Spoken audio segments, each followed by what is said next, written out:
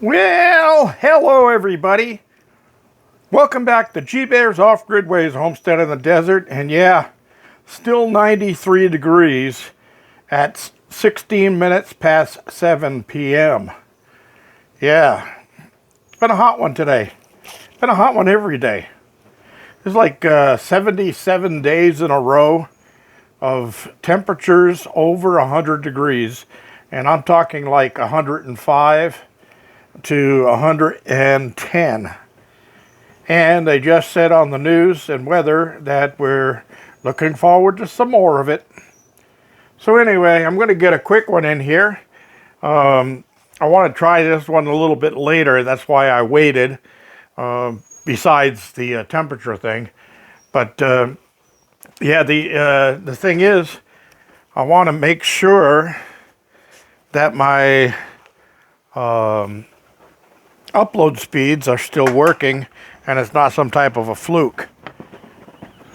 So far, all the past videos for the past few days that I've posted have all gone on really quick. So right over there, they got flash flood warnings. And yeah, nothing here. Yesterday, the clouds actually got completely over me. I mean, all this blue was gone. It all looked like that, or like that, and not a drop of rain out of it. Just the clouds. And the winds have been dying down by like 7 p.m. at night. So there's really no cooling overnight. So you're sleeping with temperatures near 80, and then getting up in the morning and by 8 o'clock in the morning, it's already pushing 90 degrees. Oh well, what can you say? So anyway, I ran into town today because I get to sit in an air-conditioned van while I'm driving to town. And I had to pick up a few items that I will be showing. I know I've been skipping Tool Time Tuesday, and I want to get into some gardening equipment that's very important. So I did transfer water down to those 2 containers down there. I got those filled up. It looks like I'll be ordering water earlier than I normally have to because the garden's using up quite a bit of it. And as fast as I can get everything soaked down, the heat just dries it back up again. And yes, I do have mulch over the top of the garden, but it's not doing much good. And because I've been soaking the garden down deep, the worms and the roly-poly bugs or potato bugs and all the other things that are underneath there are chewing up all of those wood chips and turning it into just good old garden soil. So my soil's doing well, but the plants are suffering because it's sucking the water and the calcium out of the plants. So instead of putting my bones from the chicken and stuff that I eat out to the coyote feeder from now on, I'll be grinding that up in a old blender I have and turning it into bone meal, because bone meal is very good for the plants. They really love it. Also, you remember I did add lime because I was getting blossom end rot, but I used hydrated lime, which is fast acting, but it's not long lasting. So it's due for another dose of lime out there. I remember you raise and lower the pH of your soil by adding either sulfur or lime.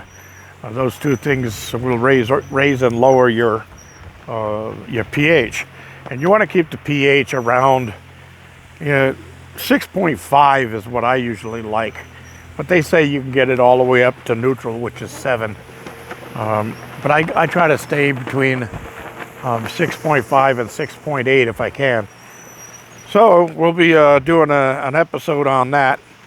And it's getting a little late in the year to do the air layering. I've been putting it off because of the extreme heat and dryness would be really nasty on the air layering of that non-producing pear tree. I might end up having to wait and do that in the spring, but we'll see. Anyway, we're cut back to the evening here. The sun is setting. The winds are blowing. They're about 20 miles an hour right now, which really feels good out here. Even though the temperature was up a little bit, this feels comfortable out here with the wind blowing because, again, it's a dry heat. The humidity is not that bad. So when you get that dry heat and then you get the sun setting and the air blowing and it drops 15, 18 degrees from what it was during the day, it really feels good. So anyway, I've had a couple of little microbursts and stuff come through, blowing things around. When I got back, a lot of stuff from out here was blown over. According to what I saw, it kind of like came right through here. But yeah, my cover has been blown over. That's supposed to be leaned up there. But no need putting it up. It's going to blow down again with this wind. And I got to net the bugs out of the top of that thing because I didn't put the cover on last night. So I'll net those out, clean that up, and get the cover on before closing it up for the night. So anyway, one other thing I want to do is put a shout out to doing redneck things off grid with Tony and Leanne. They have a YouTube. What do you guys call yourselves? Oh, wait a minute, I'm one of you. Yeah, you guys that do YouTube channels and that stuff, they're having a gathering, a get together, meet new friends, meet some of your subs and subs to your channel, and they're going to be doing it in Nevada at South Fork Reservoir. If you go over to Doing Redneck Things Off Grid with Tony and Leanne, you'll see the they've got the ad up on there, or the list up on their channel while they're doing their videos. So yeah, you can get in your car if you can. It's going to be a week from today, which would be the 24th, next week, Wednesday. And if you can get out there and meet some of the other people that are involved with the same kind of stuff that you are, do it. Have some fun. Why not, right? You got the time. Or well, maybe you don't have the time. So make the time. Now, I know how that goes. But anyway, going to see how that storm over there pans out for the night. The winds are blowing towards it, which is normally a good sign of a pretty decent cell.